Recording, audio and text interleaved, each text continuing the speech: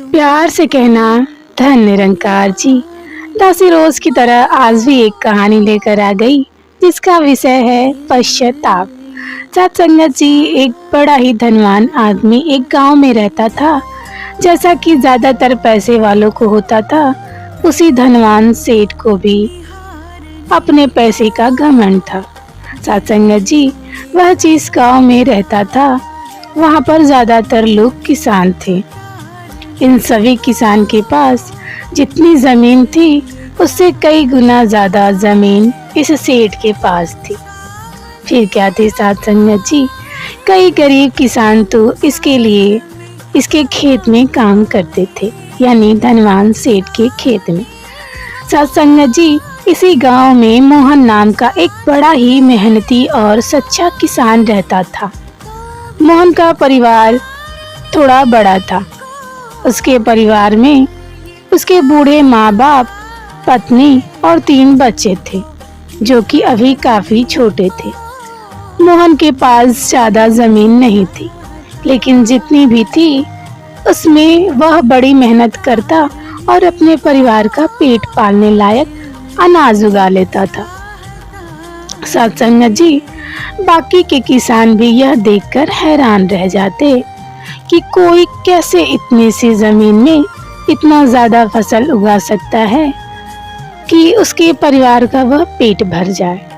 साथ संगत जी, एक वर्ष उस गांव में काफी ज्यादा बारिश हुई, जिसके चलते कई किसान की फसलें बर्बाद हो गई, जिसमें से एक मोहन भी था। साथ संगत जी, अब मोहन धर्म संकट में पड़ गया, क्योंकि उसके परिवार में उसके अलावा कोई और कमाने वाला नहीं था। अपने परिवार को भूखा मरते हुए वो देख नहीं सकता था। फिर क्या थी साथ संगत जी, वह जानता था कि इस गांव में अगर कोई उसकी मदद कर सकता है तो वो वही घमंडी सेठ है जिसने गांव के कई अन्य गरीब किसानों को या तो कर्ज दिया है या तो अपने यहाँ काम पर रखा है। हाथ पर हाथ धरे बैठे रहने के बजाय उसने इस सेठ के पास जाने का फैसला किया। फिर क्या थी साथ संगत जी, एक दिन उसके पास मोहन पहुंचा। साथ संगत जी, सेठ के पास पहुंचकर मोहन बोला, सेठ जी, मैं आपकी बहुत मेहरबानी होगी कि अगर आप मुझे थोड़ा सा कर्ज दे दें, जिससे मैं अपना खेतों में फिर से कोई फसल उगा सकूं, या फिर मुझे अपने यहाँ नौकरी दे दें ताकि मेरे परिवार का 2 वक्त का खाना मिल सके। साथ संगत जी, घमंडी सेठ को उसकी इन बातों से कोई मतलब नहीं था, लेकिन गांव के सारे लोगों की तरह वह भी यह जानता था कि मोहन कितना मेहनती और वह जिस भी खेत में काम करेगा वहाँ वह दुगनी फसल उगा सकता है। सेठ ने सोचा, अगर मैं इसे पैसे उधार देता हूँ तो शायद यह इस स्थिति में नहीं है कि मुझे वापस वह पैसे लौटा सके, लेकिन अगर मैं इसे अपने खेतों में काम करवाता हूँ तो मुझे जरूर दुगना फायदा होगा। साथ संगत जी, सेठ मोहन से बोला, देख भाई, पैसा तो मैं तुझे नहीं दूंगा और मेरे पास अभी खेतों में काम करने के लिए कई किसान पहले से मौजूद हैं, लेकिन तुझ पर तरस खाकर मैं तुझे अपने खेतों में नौकरी देता हूँ, पर मैं तुझे इसके लिए ज्यादा पैसे नहीं दूंगा। बाकी किसानों को मैं 300 रुपए देता हूँ, मैं तुझे सिर्फ 200 ही दे पाऊंगा। फिर क्या थी साथ संगत जी, मजबूरी तो बहुत कुछ करवा सकती थी। मोहन क्या ना करता। मोहन ने सेठ की शर्त मान ली और उसी दिन से सेठ के खेतों में काम करना शुरू कर दिया। साथ संगत जी, 2 महीने तक नियमित वह सेठ के खेतों में जाकर कड़ी मेहनत करता और देखते ही देखते 4 महीने का काम उसने अपने मेहनत से 2 महीने में ही खत्म कर दिया। साथ संगत जी, सेठ उसके काम से काफी खुश था। लेकिन वह कभी उसको यह जताता नहीं था। जब सेठ ने देखा कि उसका खेतों का काम अब खत्म हो चुका है, अगर वह मोहन को काम से निकाल देता है तो उसके 2 महीने के पैसे बच जाएंगे। साथ संगत जी, तब सेठ ने मोहन को काम से निकालने का फैसला किया।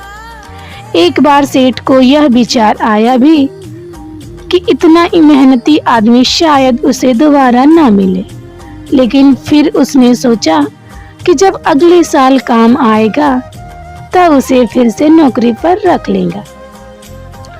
फिर क्या थी साथ संगत जी, आखिरकार इस गांव में उसके अलावा है ही कौन जिसके आगे ये लोग अपने हाथ फैलाएंगे। साथ संगत जी, एक दिन सेठ ने मोहन को अपने पास बुलाकर उसको उस दिन का पैसा दिया और साथ में यह भी कह दिया कि कल से तुम काम पर आना मत। अब मेरे पास तुम्हारे लिए कोई काम नहीं बचा है। जब मेरे पास काम आएगा तो मैं तुम्हें बुला लूंगा। साथ संगत जी, यह सुनकर मोहन का दिल बैठ गया। पिछले 2 महीने से कम ही सही उसके बच्चे और परिवार का पेट में अन्न का दाना तो जाता रहा, अब यह क्या करेगा, यही सोचकर उसकी आंखों में आंसू निकल आए। मोहन ने सेठ के पैर पकड़कर गिड़गिड़ाने लगा, सेठ जी, मुझे इस काम से मत निकालो, मुझे इस काम की बहुत जरूरत है। अपने मतलब से मतलब रखने वाला सेठ टस से मस नहीं हुआ। साथ संगत जी, उसने खरी खोटी सुनाकर मोहन को वहां से चलता कर दिया और मन ही मन 2 महीने की तनख्वाह बचने से खुश होने लगा। अगले दिन जब सेठ सवेरे उठा और अपने आंगन में आया तो उसने देखा कि मोहन उसके आंगन में बैठा है। साथ संगत जी, सेठ ने उसको पास बुलाकर पूछा कि क्या हुआ, तुम क्यों यहाँ पर बैठे हो। मोहन बोला, सेठ जी, मुझे वापस काम पर रख लीजिए। आप जानते ही हैं कि मेरी आर्थिक परिस्थिति कैसी है, थोड़ी दया कीजिए सेठ जी। लेकिन सेठ जी ने उसकी एक न सुनी और फिर एक बार उसे बुरा भला कहकर वहां से जाने के लिए कह दिया। बेचारा मोहन अपना सिर नीचे झुका के वहां से चला गया। साथ संगत जी, अगले दिन फिर यही घटना दोहराई गई। मोहन फिर सेठ के आंगन में बैठा था। सेठ ने उसे फिर उसको वहां से जाने के लिए कहा। यही घटना अगले कई दिनों तक चलती रही। अब तो मोहन सेठ के हकाल पर भी नहीं जाता और वहीं पे बैठे रहता। एक बार सेठ ने उससे पूछ लिया, तुम कैसे आदमी हो, मैं तुम्हारा इतना अपमान करता हूँ लेकिन तुम्हें कोई फर्क नहीं पड़ता।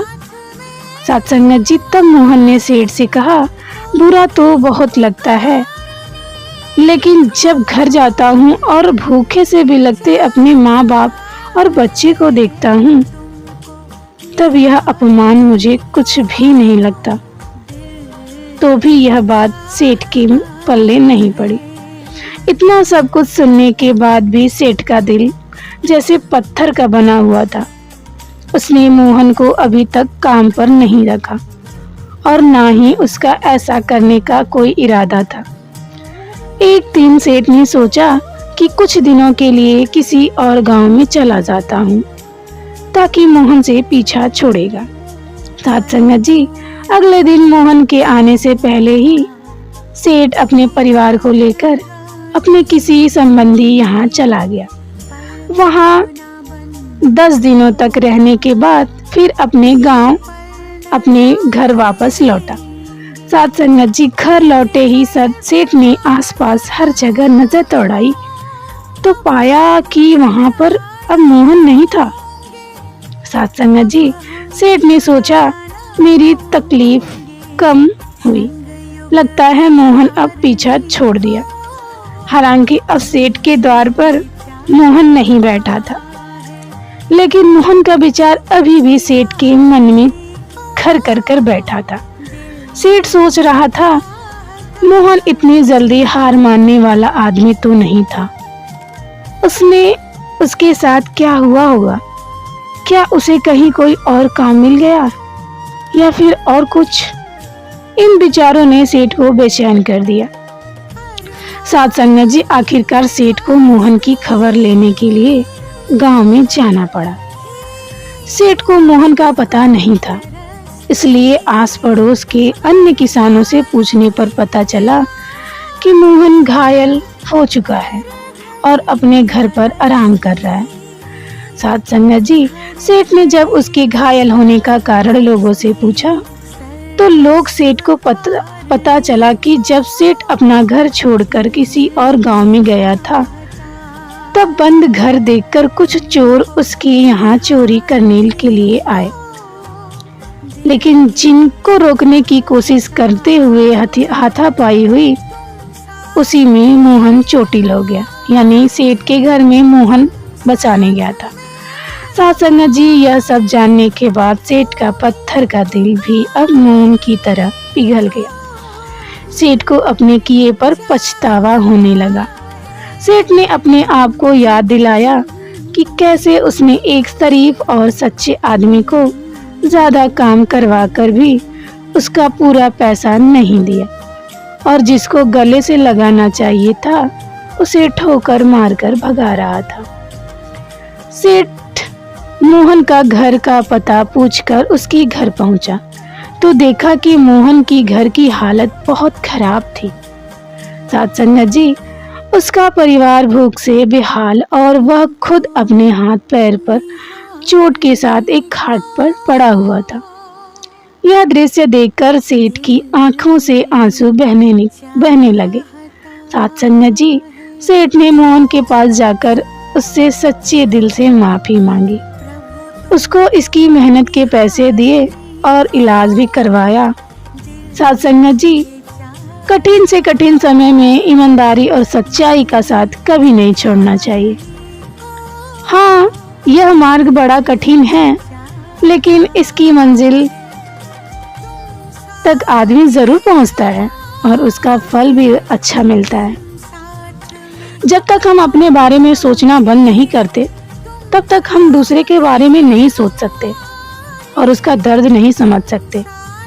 किसी ने खूब कहा है, खुद के लिए जियो तो क्या जियो, दूसरों के लिए जियो तो जीना ही जिंदगी है।